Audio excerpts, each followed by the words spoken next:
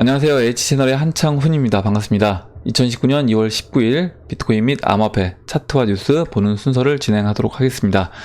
오전에 제가 Q&A 시간에 Q&A 답변을 다 못 드려서 5분 남은 댓글 먼저 보도록 하고, 그리고 이어서 비트코인, 그리고 트론, 웨이브, 스텔라루멘, 그리고 BSV, 이더리움 클래식, 그리고 이제 뉴스를 보는 순서대로 진행을 하도록 하겠습니다. 예, 그럼 바로 이제 시작을 해보도록 할게요. 먼저 댓글로 좋은 의견과 질문, 정보 공유해주신 분들에게 감사 말씀을 드리겠습니다. 바로 시작하겠습니다. 블루노트님이 써주셨고요. 비트 많이 오르면 정모 한번 하자, 이렇게 얘기를 해주셔서 비트코인이 전고점 넘어가면 정모를 한번 하기로 예전에 한번 약속을 했습니다. 그래서 저도 이제 하루빨리 전고점이 넘어가서 여러분들과 같이 이렇게 만날 수 있는 그런 날이 왔으면 좋겠고, 그때 아마 이제 정모하는 날 뭐 이렇게 부둥켜 울고 한번 울어보자, 이렇게 했습니다. 그래서 진짜 눈물이 나올 수도 있을 것 같아요. 그때 기쁨의 눈물이 한번, 그때 이제 전고점을 넘어가는 날 정모 공지를 하고, 그리고 정모 날짜를 정한 다음에 이제 가장 많이 여러분들이 이제 의견이 종합된 날짜로 한번 정모를 진행해 보도록 하겠습니다. 예, 이렇게 하고 그럼 바로 다음 내용을 보도록 할게요. 다음은 이제 송기복 님이 써주셨고, 비트코인 사이클에 맞춰서 어떻게 이제 진행이 될 건지 총 이제 4사이클로 이제 나눠줬고, 그 다음에 이제 미국의 양적 완화 전에 마지막 한 사이클을 만들어야 된다. 그래서 이제 조정 기간이 6에서 이제 8개월 정도 된다, 이렇게 얘기를 해주셨습니다. 죄송합니다.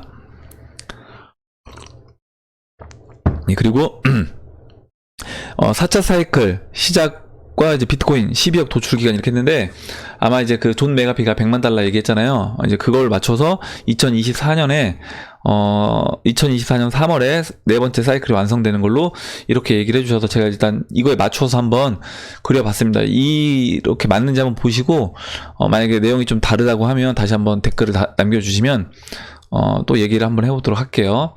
일단 지금 송기복님이 주신 의견대로 제가 이제 차트를 이렇게 그려봤습니다. 여기 이제 추가해서 어떻게 했냐면, 추가해서 한 가지 더 했는데, 한 가지 더 한 건 뭐냐면, 그 세 번째 사이클의 고점을 그 찰리리가 얘기했나요? 그 30만 달러 얘기했던 부분으로 맞춰서 차트 채널을 한번 그려봤습니다.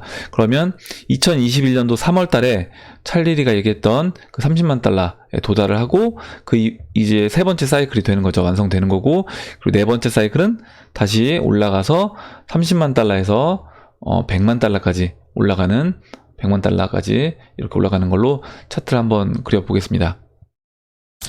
그리고 이제 보시면 이게 이제 첫 번째 사이클이고요. 첫 번째 사이클, 두 번째 사이클, 세 번째 사이클은 지금 진행 중인 겁니다. 보시면 이렇게 첫 번째 사이클 하락하고 올라왔고요. 이렇게 올라온 거. 예. 그리고 두 번째 사이클 이렇게 이런 식으로 됐습니다. 그리고 세 번째 사이클도 이런 식으로 이제 진행이 되고 있는 거죠. 지금 현재 이렇게 이제 진행이 돼서 이제 이런 식으로 2021년 3월 달에 30만 달러까지 상승을 해서 채널 상단부에 도달하고요.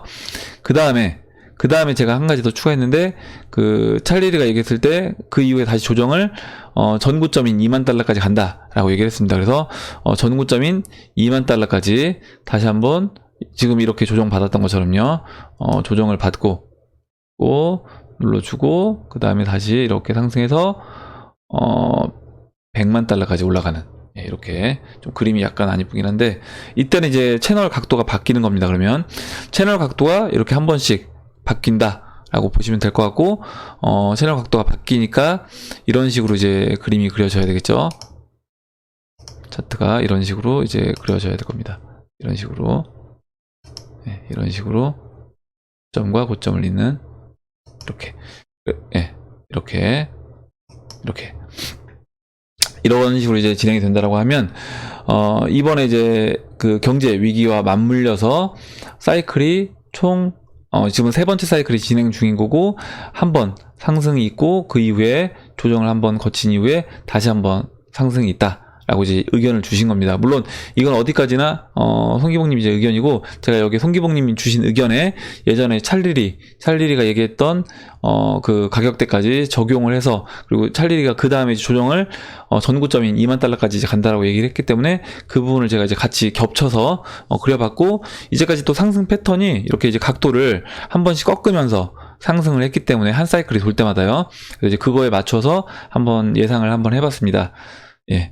이렇게 이제 보시면 될 것 같아요. 그래서 뭐 이거를 이제 잘 활용한다라고 하면 그냥 무조건 2024년까지 이렇게 들고 가는 것보다, 만약에 채널 상단부에 와서 30만 달러가 그 윙클보스 형제가 얘기했던, 아마 이제 우리나라 돈으로 얘기하면 이제 4억 원 정도 될 것 같아요. 이제 환율까지 좀 올라간다라고 하면 4억 원이 넘어갈 수도 있는데, 그 정도에서 한번 매도를 해주고, 그 다음에 다시 저점에서 받고, 이 저점에서 저점으로 내려오는 기간 동안 만약에 이때 뭐 다른 자산에 투자할 수 있는 부분이 있다라고 하면 그때 또 다른 자산을 이용할 수도 있는 거고, 그리고 마지막 또 한번 사이클을 한다라고 하면 아마 뭐 사실 여기에서 매매 안 하고 그냥 여기 100만 달러까지 비트코인을 홀딩해도 사실 어마어마한 수익이 될 텐데, 여기서 이제 매매를 한번 해서 고점에서 어느 정도 분할로 매도를 해주고요. 물론 일정 부분은 홀딩을 하고 다 못 팔겠지만, 나머지 부분을 다시 한 2만 달러 근처에서 분할로, 뭐 한 3만 달러부터 분할로 매수해서 들어가서 매수를 한다라고 하면 아마 수익률은 진짜 뭐 장난 아닐 것 같습니다. 네, 이렇게 한번 이제 봤어요. 보고 넘어가도록 하겠습니다. 그리고 예, 다음 보도록 할게요. 예. 그리고 이제 송기봉님이 NYSE 아르카 벡터거래소가 전신이라는데 확인 바람 이렇게 했는데, 아마 이제 ICE, 그리고 ICE에 NYSE가 있고요. 그리고 NYSE 아르카 있고, 벡터 이런 거 아닐까? 이거 어디까지 하는데, 제가 이 연결성은 그냥 제가 이렇게 한번 예상을 해본 겁니다. 뇌피셜이고, 이렇게 한번 얘기를 해본 거고, 두 개가 동일 집단 오케이 이렇게 해주는데, 이거는 이렇게 뭐 제 자료를 한 건 아니고, 제가 이런 거 아닐까요?라고 제가 그냥 제 생각을 한번 얘기를 해본 겁니다. 근데 송기봉님 또 이걸 이제 오해하실까봐 제가 한번 짚어드리고 넘어가는 거예요. 예. 이게 혹시 연관성이 없다라고 하면, 혹시 아시는 분 있으면 댓글 남겨주시면 다시 한번 또 얘기를 해보도록 하겠습니다. 그리고 이제 박종섭님이 써주셨어요. 영국의 지배 세력이 브렉시트를 하려는 이유가 궁금합니다. 그리고 경제적 혼란과 국민의 분열 등 여러 부작용에도 불구하고 브렉시트를 해야 하는 이유가 있을까요? 이렇게 얘기를 해주셨는데, 그 영국이 이제 브렉시트 하는, 그리고 지배 세력이라 하면, 저는 이제 영국이 어떻게 보면 금융의 이제 본거지죠. 그리고 옛날 로스차일드 가문이 있던 그 자리이기도 하기 때문에, 그 영국의 본거지를 두고 있는 금융 세력 입장에서 분명히 저는 브렉시트를 원했을 거다라고 생각합니다. 그럼 그들이 왜 브렉시트를 왜 원했겠느냐라고 한번 생각을 해보면, 그들은 알고 있는 거예요. 유로존이 붕괴될 걸 알고 있는 겁니다. 유로존이 이제 붕괴된다라고 했을 때, 잠시만요. 죄송합니다. 제가 이제 지난번에 그 자료에서 보여드릴 때, 유로존 붕괴될 때, 지금 이제 영국 브렉시트 하고요. 그 다음에 지금 프랑스가 그 노란 조끼 운동을 하면서 브렉시트를 지금 하려고 하고 있습니다. 근데 프랑스 말고도 지금 보시면 체코와 덴마크가, 그리고 체코는 비트코인 비즈니스가 가장 활발한 그런 국가예요. 유럽에서. 물론 영국도 마찬가지고요. 그래서 이제 체코와 덴마크가 탈퇴 가능성이 가장 고조되어 있는 나라고, 그리고 탈퇴 가능성을 언급한 나라 중에 프랑스와 헝가리, 그리고 이렇게 또 여러 나라들이 있다. 예, 이렇게 이제 하고 갑자기 넘어가서 그냥 내리도록 하겠습니다. 그래서 유로존이 이렇게 붕괴된다라고 하면, 그때 막상 이제 만약에 브렉시트로 인해서 영국이 먼저 빠져나오고요. 그리고 이제 금융 위기가 오면서, 경제 위기가 오면서 유로존이 도미노 현상으로 막 각국이 빠져나간다라고 하면, 아마 그때는 더 어수선한 상황에서 유로존이 붕괴가 될 것이다. 그렇다라고 하면 금융 세력 입장에서 차라리 미리 좀 깔끔하게 나오는 게 낫다라고 이제 봤고, 그런 걸 알고 있었기 때문에 영국은 그나마 유로존에 가입을 했지만, 통화만이라도 어떻게 보면 그 파운드화와 유로화를 이제 별개로 사용하지 않았었나, 이런 생각을 해봅니다. 그래서 영국은 침몰하고 있는 유로존이라는 큰 배에서 미리 이제 구명 보트를 타고 저는 탈출한 거다라고 봤고, 예전에 그런 풍자 그림이 있었어요. 그러니까 브렉시트 관련돼서 풍자 그림이 뭐였냐면, 배가 그 폭포가 이제 앞에 보이고 폭포를 향해서 이제 배가 내려가고 있습니다. 거기서 영국이 먼저 떨어져서 나와서 작은 배를 타고 탈출하는 그런 배를 봤기 때문에 제가 이제 이렇게 댓글로 작성을 해봤어요. 그래서 이제 영국은 어떻게 보면 그 폭포 낭떠러지로 떨어지기 전에 미리 탈출하는 거다. 물론 지금은 영국 국민들 입장에서는 혼란스러울 수 있겠지만 차라리 매도 빨리 맞는 게 낫다라고 보고 있습니다. 그리고 다음 보도록 할게요. 보성시 님이 써주셨는데 제가 읽어보겠습니다.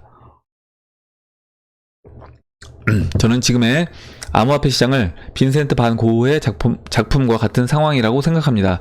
지금의 고흐 작품은 월급을 모아서 살 수 있는 것이 아니지만 고흐는 살아있는 동안 작품을 한 점밖에 팔지 못했고 항상 생활고에 시달렸습니다. 고흐 생전인 19세기 말 유행과 고흐의 그림 세계가 너무 달라서 당시 사람들이 고흐의 그림을 이해하지 못하고 저평가했기 때문에 팔리지 않았지만 지금은 누구나 고흐 작품을 19세기 말 최고의 걸작으로 최고의 인상파 화가로 인정하고 있죠. 본인은 인상파 화가라고 생각하지 않았지만요. 지금 암호화폐는 19세기 말 고흐의 그림처럼 대중이 이해하지 못해서 저평가받고 있다고 생각합니다. 많은 것들이 디지털화 되어 있는 시대에 화폐만 과거 그대로인 시점에 암호화폐가 나타나서 많은 걸 바꿀 수 있다고 알려주고 있으니 약간의 거부 반응을 나타내고 있다고 생각합니다. 앞으로의 암호화폐는 고흐의 작품처럼 제대로 평가받고 가치를 인정받을 수밖에 없다고 생각합니다. 그래서 어떤 일을 하고 계신지는 모르겠지만 이렇게 그림 관련된 일을 하고 있을 수도 있을 것 같다는 생각을 잠깐 지금 이 댓글을 읽으면서 해봤습니다. 그래서 굉장히 이제 비유가 좀 낭만적이면서 멋졌다는 생각이 들었고 19세기 말 사람들 중에도 지금 여러분들과 이제 저처럼 우리처럼 이렇게 이런 암호화폐를 알아보고 했던 사람들처럼 이 고흐의 그림을 알아본 사람이 그래도 있지 않았을까. 물론 이제 고흐가 살아있었을 때는 한 점밖에 팔지 못했다고 하지만 그런 사람이 있었다라고 하면 진짜 싼 가격에 고흐의 어떤 미술 작품을 샀다라고 하면 그 사람은 큰 부를 얻었을 수 있을 거라 이렇게 생각을 합니다. 그래서 지금 우리가 이렇게 겪고 있는 이런 상황이 어떻게 보면 지금은 알아주지 않죠. 대부분 대중들이 알아주지 않지만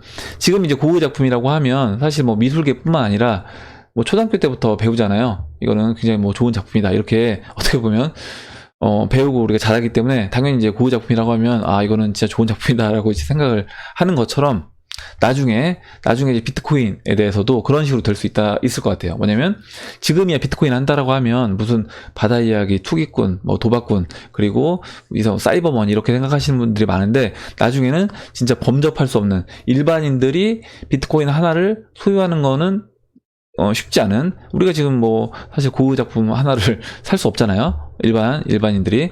그런 것처럼 그런 상황이, 비트코인도 그런 상황이 또 올 수 있지 않을까, 그런 생각을 해봤습니다. 만약에 진짜 1 비트코인이 아까 $10,000,000 100억 원 그 이상 이렇게 간다라고 하면 개인들 중에 1 비트코인을 갖고 있는 사람은 그 전에 웬만한 사람들은 다 정리가 될 것이기 때문에 아마 개인들 중에 1 비트코인을 소유하고 있는 사람은 진짜 몇 명 안 될 것 같습니다. 예. 그리고 다음 보도록 할게요. 네. 솔H님이 초보 질문 드리겠습니다. 업비트에서 이더리움으로 이더마켓에서 스텔라를 매수를 했어요. 근데 스텔라는 손실이 나고 이더리움은 엄청 상승했는데 지금 매도하면 손해인가요? 예, 손해입니다. 그리고 이더마켓에서 매도하지 않고 원화마켓에서도 매도가 가능한 것 같은데 어느 쪽에서 매도하는 것이 좋은가요? 라고 했는데 일단은 같은 비슷한 개념이다. 큰 차이는 없는데 차이점이라고 하면 원화 마켓에서 매도하면 그냥 원화로 바꾸시는 거고요.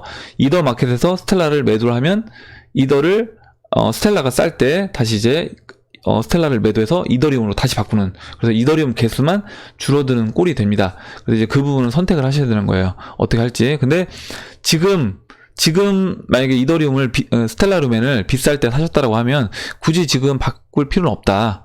저는 이제 그렇게 보고 있습니다. 제가 한번 이제 말씀을 드릴게요. 스텔라루멘 이더마켓 차트고 지금 보시면 그 이더마켓에서 스텔라루멘이 전고점을 치고 올라갔습니다. 그때 이제 제가 지난번에 한번 보여드렸던 것 같은데 차트상 채널 상단부에 이제 근접했다라고 말씀을 드렸던 것 같아요. 그래서 일정 부분 있는 타이밍이다라고 이제 말씀을 드렸던 것 같은데, 그 이후에 이제 스텔라 루멘은 오히려 이제 조정을 받고 이더리움은 상승하면서 이와 같이 이렇게 빠졌습니다. 보시면 0.0015에서 지금 0.0006까지 빠졌기 때문에 뭐 하락률이 반토막 이상 난 거예요. 지금 반토막 이상 났고, 반토막이 아니라 거의 뭐 3분의 1토막 수준까지 지금 났습니다. 그래서 만약에 지금 파신다라고 하면 이더리움 개수만 많이 줄어들 수 있어요. 그러니까 어느 시점에 들어갔는지 정확하게 들어갔는지 제가 모르겠지만, 어찌됐든 이제 비싼 가격에 사신 것 같기 때문에, 왜냐면 이더리움 사신 이후에 이더리움은 올랐고 그러니까 스텔라 루멘은 빠졌다고 말씀을 해주셨잖아요. 그래서 지금 이렇게 보시면 될 것 같아요. 지금 그러니까 뭐 이런 가격대에서 사셨고 사신 거고, 그리고 지금 이렇게 빠져 있는 상황이다. 그래서 지금 이제 스텔라 루멘을 이 이더마켓에서 지금 매도를 하게 되면, 갖고 있던, 만약에 이 꼭지에서 만약에 사셨다라고 하면 사시고, 지금 파신다라고 하면 이더리움 개수가 예를 들어서요 15개였다라고 하면 지금은 한 5개 정도밖에 남지 않는 그런 상황이 되는 겁니다. 그래서 제가 이제 개인적으로 한다라고 하면 지금 굳이 그런 그러니까 손해를 보면서 이더리움 개수를 줄이면서 매매를 하시기보다는 오히려 저는 이제 그냥 제가 판단을 했을 때는 뭐 따로 다른 뭐 특별하게 어떤 뭐 코인을 교체 매매를 하시는 게 아니라고 하면, 일정 부분은 스텔라 루멘을 좀 들고 가시는 게, 정리를 하신다고 하더라도 반 정도만 정리해서 스텔라 루멘, 이더리움 이렇게 반 정도 교체해서 하시는 게 좋지 않을까. 지금 떨어지고 있기 때문에 뭔가 이제 좀 불안한 마음이 있으셔서, 그리고 스텔라 루멘에 대해서 좀 안 좋은 뭐 이런 퍼즐성 기사를 보셨다라고 하면, 그런 부분 때문에 좀 스텔라 루멘을 정리하고 싶어서 하시는 것일 수도 있기 때문에, 저는 이제 그렇게 하지 마셔라, 그렇게 하지 마시고, 만약 하신다고 하더라도, 만약 꼭 그렇게 하셔야 되겠다고 하면 분할로 하셔라. 분할로 뭐 반 정도만 정리를 하시고 나머지 반은 스텔라 루멘을 들고 가시는 게 맞지 않나, 그렇게 보고 있습니다. 그리고 다음 보도록 할게요. 크립토 리드, 이름이 좀 어려운데 일단 크립토 리드라고 읽도록 하겠습니다. 읽어볼게요. 솔직히 말해서 3월 29일 노딜 브렉시트 나오면 세계 경기 침체 옵니다. 달러도 일시적으로 상승하니까 환매 글씨가 조건부 채권하고 번 돈으로 코인 사세요. 그리고 같은 날 3월 29일 ETF 승인 여부 마지노선입니다. 이 두 개가 이렇게 겹치는 게 우연일까요? 물리신 분들은 좀만 더 참으세요. 전 기다렸다가 거품 빠지고 2018년도 12월 85% 빠졌을 때 진입했습니다. 굉장히 잘하셨네요.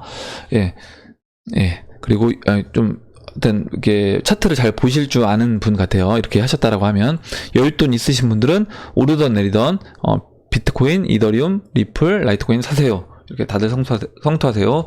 이렇게 써주셨고, 그래서 뭐 아마 이제 2018년도 12월에 들어가셨다라고 하면, 이게 뭐 신규로 들어오신 게 아니라고 하면, 신규로 들어오지 않고 만약 고점에서 매도하고 이때 들어왔다라고 하면, 뭐 전생에 나라를 구한 분보다 어떻게 보면 거의 더 위에 있는 분 같아요, 제가 봤을 땐. 그래서 굉장히 이제 잘 매매를 하시는 분 같고, 일단 이렇게 좋은 의견 주셔서 한번 읽어봤습니다. 읽어봤고, 브렉시트 관련돼서는 아까 제가 얘기를 했고, 제가 잠시 후에 뉴스를 얘기하는 시간에 브렉시트 관련된 뉴스를 짧게 다시 한번 보도록 하겠습니다. 일단 또 댓글은 오늘 여기까지만 하고요. 두 분 더 남았는데, 또 오늘 이제 댓글 써주신 분들과 이어서 같이 또 진행하도록 하겠습니다. 그러면 이제 바로 차트를 보도록 할게요. 좀 시간이 좀 늦어지고 있어서 차트를 좀 빨리빨리 보도록 하겠습니다. 일단 차트를 보기 전에 제가 시장 상황에 대해서 간단히 여러분들한테 말씀을 드리면, 시장 상황이 굉장히 좀 긍정적이다, 먼저 말씀을 드릴게요. 무슨 얘기냐면, 지금 조정을 받고 있는데 조정을 장중에 짧게 받고 있습니다. 장중 조정을 짧게 받고 있어서, 이런 건 뭐냐면 시장이 그만큼 이제 강하다라는 부분이고, 지금 일단 크게 먼저 보여드리면, 이렇게 왼쪽 팔을 만들고 왼쪽 어깨, 그 다음에 이제 머리 만들고요. 오른쪽 어깨를 길게 늘어뜨려서 3.4배 좀 넘었습니다. 3.4배 좀 넘은 상태에서 3.4배는 2월 8일 날 나왔죠. 2월 8일 날 상승 나왔고요. 제가 지금 여기에 여기 이렇게 그렸는데 보시면 이만큼 N자 상승을 했습니다. N자 상승을 그대로 N자 상승을 했고, 보시면 N자 상승 목표치까지 정확하게 상승을 했어요. 기가 막히게 목표치를 채우고 일단은 한번 쉬어졌습니다. 쉬어졌는데 지금 보시는 것처럼 지금 조정을 조정을 거의 가격 조정이 아니라 그냥 이렇게 옆으로 잠깐 기간 조정을 잠깐 뭐 기간 조정도 아니죠. 뭔가 장중 조정으로 이제 조정을 마무리하고 지금 돌파 시도를 하고 있습니다. 지금 3,970달러를 넘어가는 돌파 시도를 하고 있다. 그래서 현재는 3,980달러입니다. 이 상태고 이제 여기서 올라간다라고 하면 제가 이제 지난번에 말씀드렸던 20주 이동평균선까지 도전을 할 거다. 저는 이제 그렇게 보고 있어요. 그래서 굉장히 긍정적으로 보이는 차트입니다. 모양 자체가. 왜냐면 이렇게 N자 상승하고 좀 여기서 보시면 잠깐만 제가 일봉으로 이제 보여드릴게요. 일봉으로 보시면 일봉이 지금 이제 골든 크로스가 나왔어요. 그러면 일봉이 여기서 골든 크로스 나왔고, 골든 크로스가 나온 상태에서 이 15일 이평선이 사실 올라오려면 여기서 며칠 더 횡보해줘도 문제가 없습니다. 횡보해주던가 아니면 가격 조정까지 한다라고 하면 여기서 조정을 깊게 받고 올라와도 되는데 이렇게 가격 조정을 할 별 뜻이 없는 것 같아요. 지금 시장 자체가, 세력 자체가. 그래서 이렇게 가격 조정 안 하고 그냥 옆으로 잠깐 누워주고 기간 조정도 이 15일 이동평균선 올라올 때까지 기다리지도 않고 지금 이제 돌파 시도를 하고 있다. 그만큼 시장이 좀 긍정적이다라고 보고 있습니다. 예, 일단 이렇게 하고 넘어가도록 할게요. 그리고 다음 목표치만 설명드리겠습니다. 다음 목표치는 제가 이제 말씀드렸던 주봉에서 20주 이동평균선, 20주 이동평균선인 위치가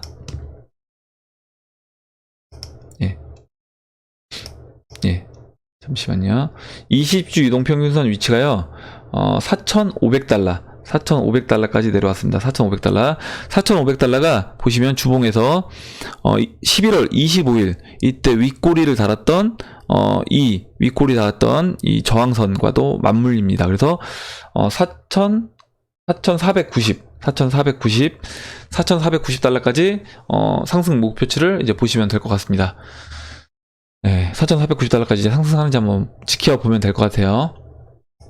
네, 그리고 이제 알트코인들 보도록 할 텐데 트론 보도록 할게요. 트론이 지금 먼저 이렇게 상승했었고 트론하고 이제 웨이브가 먼저 시장에서 강한 흐름을 보여주고 그 다음에 지금 조정을 받고 있습니다. BTC 마켓에서 조정을 받고 있는데 보시는 것처럼 이렇게 이제 조정을 했어요. 하락세기형 패턴을 만들어주고 하락세기형에서 상단부로 돌파를 해주고요. 그 다음에 지지라인이었던 645 사토시를 잠깐 깨고 그 다음에 반등이 나왔고 지금 눌러준 상태입니다. 그래서 흐름 자체는 나쁘진 않다. 리플도 마찬가지고 웨이브도 마찬가지고 트론도 마찬가지인데 제가 이제 드리고 싶은 말씀은 뭐냐면 이렇게 먼저 알트코인들, 그러니까 대형 알트코인들 중에서 치고 나갔던 종목들을 보면 이렇게 치고 나간 다음에 조정을 보이긴 하는데 하락장일 때는 완전히 꺾여요. 완전히 꺾이는데 지금 보시면 그 옆으로 눕습니다.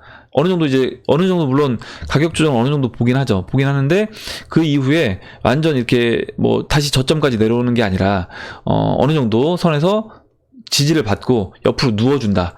그것만 봐도 저는 이 시장 자체 흐름이 나쁘지가 않다라고 보고 있고 그 이후에 이제 소형 알트들이 펌핑 나왔던 거고요. 그래서 만약에 이렇게 순환매가 돼서 한 사이클이 다 돌아간다라고 하면 그 이후에는 오히려 처음에 상승했던 리플이라든가 그리고 웨이브 그 다음에 트론이 그 이후에 다시 한번 얘네들이 처음에 치고 나갔던 종목들이기 때문에 리플, 웨이브, 트론이 그 이후에 조정을 충분히 받은 이후에 다시 한번 상승 시도를 보여줄 수 있겠다라고 보고 있습니다. 제 개인적으로는 이렇게 트론 설명드리고 넘어갈게요.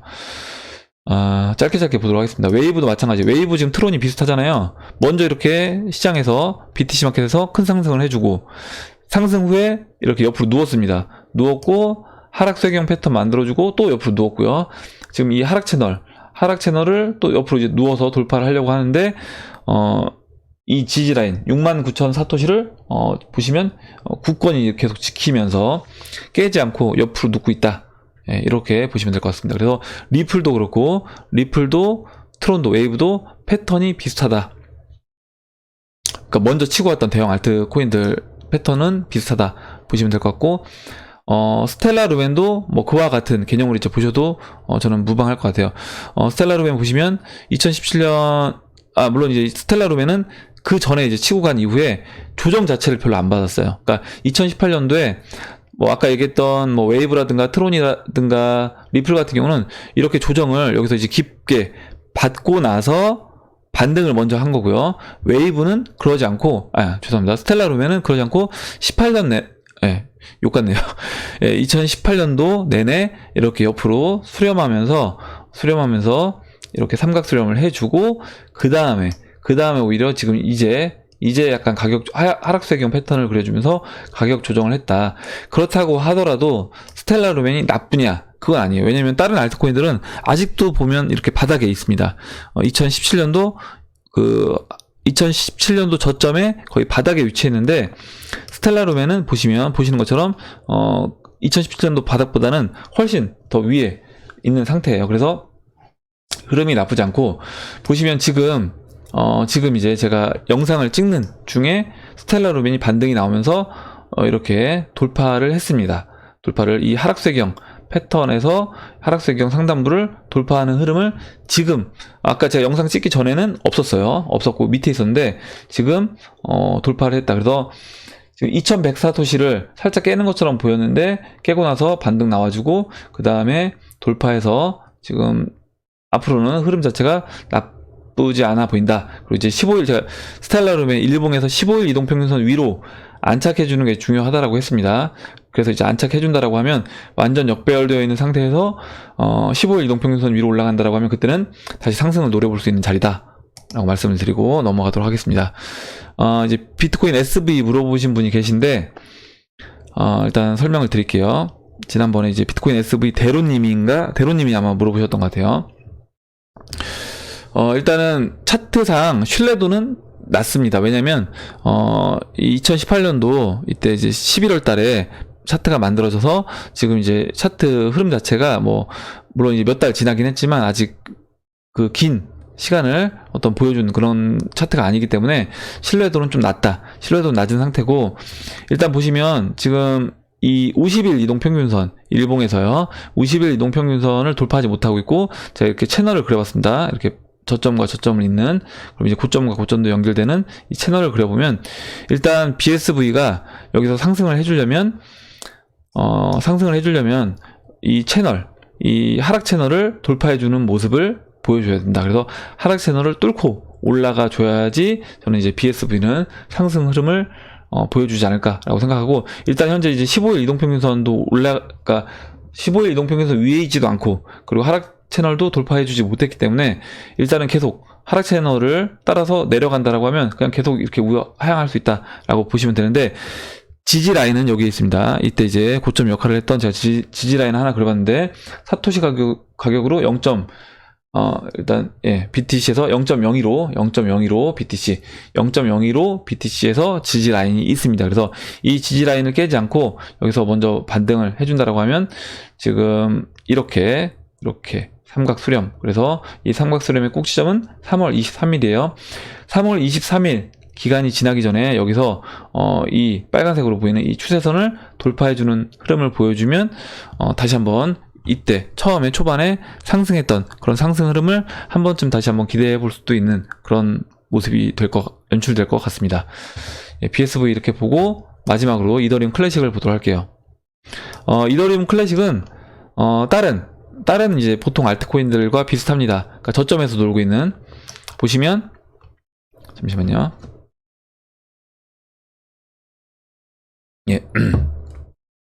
2017년도 초에 저점이고요. 2018년도 9월달, 11월달 이때 저점입니다. 지금 이 라인이요, 두 라인이요. 그리고 보시면 지금 일단 이 하락 추세선을 돌파를 했어요. 돌파를 했고, 그 다음에 다시 이렇게 삼각 수렴을 했습니다. 수렴하고 그 다음에 또 돌파를 했어요. 돌파하고 옆으로 누워있는 상태에서 이렇게 처음 돌파했을 때 검정색 120일 이평선을 맞고 떨어집니다. 그리고 지금 이제 120일 이평선 맞고 다시 한번 조정을 받고 있어요. 근데 이번에는 전 돌파해 줄 거라고 보고 있습니다. 121선을 돌파하고 오히려 이제 200일선 내려오고 있는 200일선이 보시면 그 2018년도 저점과 맞물려 있습니다. 그래서 가격으로는 14만 3천 사토시예요. 14만 3천 사토시. 14만 3천 사토시에서 저항, 맞고 그 다음에 눌러주면서 121선을 돌려 세우면서 상승 흐름을 이어가지 않을까라고 보고 있고 14만 5천 사토시를 넘어가 주면 그때는 이더리움 클래식도 저는 좋은 흐름을 보여줄 수 있다라고 보고 있습니다. 그래서 패턴이 지금 딱 갈리는데 트론, 웨이브, 리플과 같은 그런 대형 알트코인들 중에 먼저 치고 왔던 종목들이고요. 이런 식으로 이제 이더리움 클래식이라든가 뭐 모네로라든가 또 뭐 있었죠? 갑자기 이제 기억이 안 나는데 이렇게 좀 대형 알트코인들 중에서 바닥에서 이제 박박 먼저 기고 있던 그런 알트코인들 같은 경우는 뭐 이오스도 될 수 있고요. 이렇게 패턴이 비슷하다. 하락 추세를 벗어나고 2017년도 또는 2018년도 저점 근처에서 반등이 나와서 다시 뭐 하락 쐐기형 패턴을 보여주던 삼각수렴 패턴을 보여주고 그걸 이제 옆으로 누우면서 보통 돌파를 해주고 그 이후에 121선, 200일선 돌파 시도를 하고 있는 중에 있는 모습이고 라이트코인이 먼저 치고 왔죠. 여기서 라이트코인은 지금 여기 있는 겁니다. 지금 보시면 라이트코인은 여기서 올라와서 눌러주고 넘어가서 있는 모습이에요. 라이트코인은. 그래서 라이트코인과 비교해 본다라고 하면 이더리움 클래식은 좀 더 늦는데 뭐 라이트코인이 갔던 그런 길을 이더리움 클래식도 전 따라갈 거다. 그래서 이제 순환매가 돌아갈 거라고 이제 보고 있습니다. 그래서 이런 차트들 비슷한 차트들끼리 순서가 지금 있어요. 그래서 그거를 잘 이용하면 여기서 충분히 수익을 극대화할 수 있지 않을까 이렇게 생각합니다. 기사를 마지막으로 짧게 이제 보고 정리를 하도록 하겠습니다. 일단 좀 안 좋은 기사처럼 보이는 그리 안 좋지 않은 그런 기사입니다. 말장난 같은데 코인니스 기사고요. 비트메인 지난해 3분기 5억 달러 손실 이렇게 보면 야 이거 굉장히 안 좋은 기사 같잖아요. 야, 비트메인 우지한 그리고 비트코인 캐시 들고 계신 분들 또 이제 멘탈 또 흔들릴 수 있는 그런 기사이기도 하죠. 근데 이제 내용을 뜯어보면 뭐 그렇게 안 좋지만은 않은 그런 기사입니다. 한번 보도록 할게요. 홍콩 증권거래소가 지금 비트메인 IPO를 계속 미루고 있죠. 그리고 제가 지난번에 이제 미루는 이유에 대해서 말씀드렸습니다. 그 홍콩 증권거래소 같은 경우는 이렇게 업황 자체가 안 좋으면 이 IPO를 이제 미룬다라고 얘기했습니다. 그래서 현재 이 암호화폐 시장 자체가 업황 자체가 좋지 않고 거기에 더불어서 이제 비트메인이 하는 사업 자체가 채굴 사업에 좀 집중돼 있다 보니까 사업 다각화 측면에서 좀 부족하다 해서 지금 이 IPO를 미루고 있다라고 말씀드렸어요. 그래서 보시면 근데 한번 기사 내용을 자세히 뜯어보면요. 제목은 보면 굉장히 안 좋은 기사 같잖아요. 근데 내용을 뜯어보면 세계 최대 암호화폐 채굴업체 비트메인은 지난해 1월부터 9월까지 그러니까 3분기까지 30억 달러의 매출을 기록했고 5억 달러의 영업이익을 가져갔대요. 근데 상반기 동안 그러니까 6월까지는 10억 달러의 영업이익을 기록했대요. 그럼 무슨 얘기예요? 6월달까지 10억 달러를 벌었고요. 영업이익으로 벌었고 그 다음에 3분기 그러니까 6월부터 9월까지 5억 달러를 손해 본 거죠. 5억 달러를 손해 봐서 총 그러면 이제 3분기까지 해서는 5억 달러를 번 겁니다. 어찌됐든 그러니까 전반기에 10억 달러 벌고 3분기 6월부터 9월까지 5억 달러 6월부터 9월달 시장 안 좋았잖아요. 물론 9월달에서 10월달 11월달 12월달까지 한 차례 더 빠졌지만 예, 갑자기 무슨 소리인지 모르겠는데 잠깐만요. 예. 그래서 더 빠져서 물론 더 그 이후에 실적 자체가 더 안 좋아졌을 수는 있습니다. 근데 이제 일단 기사에서는 보면 5억 달러 손실을 강조하잖아요. 제목 자체는. 근데 제목을 제가 바꿀 수 있는 겁니다. 무슨 얘기냐면 비트메인 지난해 업황이 좋지 않음에도 불구하고 5억 달러 영업이익 5억 달러 이렇게 얘기할 수도 있는 거예요. 근데 이거를 안 좋은 뉘앙스로 보여주기 위해서 기사를 이런 식으로 쓰고 있다. 저는 이제 이렇게 보고 있습니다. 그래서 물론 이 암호화폐 시장이 가격 자체가 이렇게 빠지면서 하반기에 분명히 이제 비트메인은 업황 자체가 좋지 않고 실적 자체가 좋지 않았을 겁니다. 그건 분명한 사실인데 그럼에도 불구하고 근데 전반기도 사실 좋지 않았거든요. 생각해보면 전반기 한번 생각해보세요. 작년 2018년도 전반기도 계속 하락했습니다. 하락했음에도 10억 달러를 벌었다는 거예요. 그렇다고 하면 여기서 만약에 시장이 좀만 상승으로 분위기가 돌아서서 만약에 뭐 한 10,000달러까지만 비트코인이 올라가줘도 거기에 비트메인이 다시 채굴장을 미국에 있는 채굴장 오픈해서 돌린다라고 하면 아마 저는 비트메인은 2019년도 실적은 금방 좋아질 수 있다 이렇게 보고 있습니다. 그래서 이런 식의 우리가 이제 기사를 봤을 때 좀 기사를 좀 따져 볼 필요가 있다. 내용을 좀 따져 볼 필요가 있다. 그래서 제가 한번 말씀을 드렸어요. 뭐 그렇게 썩 좋은 기사는 아니지만 또 그렇게 나쁜 기사도 아니다. 예, 라는 부분 말씀드렸고, 마지막으로 이제 브렉시트 관련돼서 제가 좀 짧게 설명드리고 넘어가도록 하겠습니다. 일단 브렉시트가 왜 안 좋냐, 그리고 노딜 브렉시트로 됐을 때 뭐가 문제냐, 이런 건데, 일단 2월 19일자 오늘 기사고, 브렉시트에서 이제 혼다, 영국을 떠난다. 2021년까지 생산 공장을 폐쇄하고 3,500개의 일자리가 사라질 위기에 있다라는 겁니다. 그래서 이제 브렉시트 시한을 한 달에 앞두고 일본 자동차 회사인 혼다가 유럽 연합 내 유일한 생산 기지였던 영국 생산 공장을 폐쇄하기로 했다라는 겁니다. 그리고 또 다음 내용 보도록 할게요. 짧게 보겠습니다. 근데 이제 이런 현상이 계속 벌어지고 있는 거예요. 지금 영국 브렉시트는 또 부결됐어요. 그래서 노딜 2차 국민투표에 무게가 실렸다. 영국의 하원이 테레사 메이 총리에게 또 한 번의 굴욕을 안겼다. 그래서 2월 14일 현지 시각으로 찬성 258표, 반대 303표로 또다시 이제 부결이 된 겁니다. 그래서 이 부분에서 이제 거기다가 제일 야당인 노동당에서 7명의 이제 의원들이 또 탈퇴를 한다라고 했어요. 지금 여기 이 기사에는 안 나와 있는데, 다른 기사를 보면 의원들까지 탈퇴를 하면서 굉장히 좀 정치적인 부분도 그렇고 경제적인 부분도 굉장히 좀 혼란스러운 상황이 됐다. 근데 이게 영국이 매를 빨리 맞는 거다. 오히려 차라리 빨리 매를 맞고 끝내는 게 깔끔하다라고 저는 보고 있습니다. 그리고 다음으로 지금 이제 미국 이제 부동산도 이제 정리를 하고 있는데, 이에 맞춰서 영국의 이제 부동산 펀드라든가 이런 데 투자하는 사람들, 투자자들도 지금 이 펀드를 환매를 하고 있대요. 무슨 얘기냐면, 지금 아까 이제 그 혼다가 공장을 이제 이전한다, 공장을 폐쇄한다 이런 얘기를 했잖아요. 이런 것처럼 그렇게 되면 결국에 뭐였어요? 그 혼다 갖고 있는 그런 부동산도 이제 매각을 하겠죠. 영국 내 갖고 있는. 그리고 거기 더불어서 미국 대형 금융사들이 영국 내 자회사를 옮기고 있다. 브렉시트 시한 앞두고 다른 유럽국으로 이전한다라는 겁니다.